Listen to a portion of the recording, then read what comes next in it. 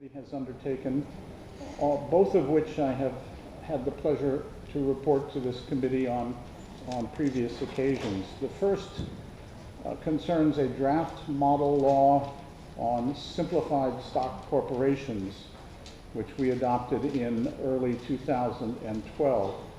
This is a proposal based on a development in Colombian legislation that would create a simplified form of corporation, a hybrid entity that would cut through red tape and reduce the costs in formally constituting micro and small business enterprises.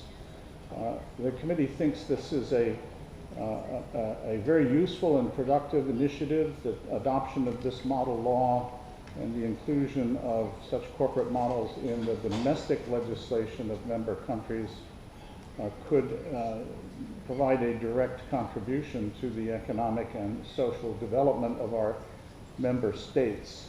We've had the advantage of consulting with, drawing on the expertise of Professor Francisco Reyes, the author of the Colombian legislation on this subject.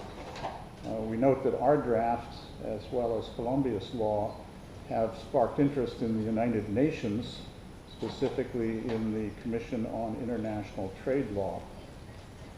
The second initiative, Madam Chair, concerns our proposed principles on privacy and protection of personal data.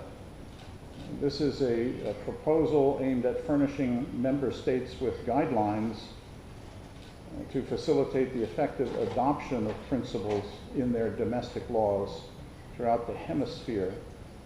The idea is both to protect privacy and promote the protection of personal data, while at the same time preserving the principle of free flow of data and economic advancements within the hemisphere in a way that protects consumers and enterprises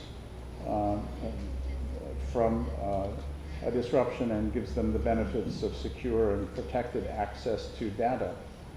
We published an annotated set of principles with guidance for member states last year based on such principles as the duty to respect confidentiality, the duty to protect and secure means of gathering and processing personal data, of providing access to data that has been collected, and in particular protecting sensitive data. In both cases, Madam Chair, the committee would be very interested in hearing responses from member states on these two initiatives. We think that these both initiatives should be brought to the attention of the member states through whatever mechanism is appropriate, but perhaps through the General Assembly. We have the intent of continuing to monitor both areas and develop additional proposals as necessary. Thank you, Madam Chair.